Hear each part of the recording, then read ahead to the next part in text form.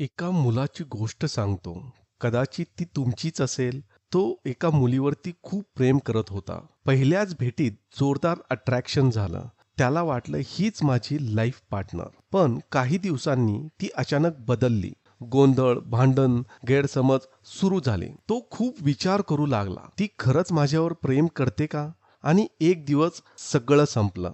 नंतर त्याने स्वतःची कुंडली पाहिली आणि त्याला धक्काच बसला. त्याने पाहिले शुक्र आणि राहू एकत्र, ज्याने अट्रॅक्शन खूप स्ट्रॉंग, पण रिलेशनशिप खोटं किंवा तात्पुरतं असू शकतं.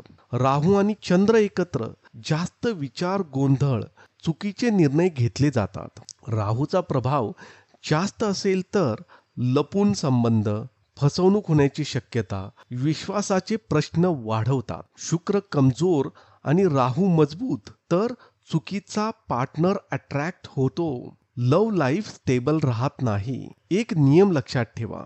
राहू जिथे असतो तिथे भ्रम तयार होतो. म्हणजे ज्याला तुम्ही खरं प्रेम समजत होता ते कदाचित फक्त राहूचा भ्रम होता.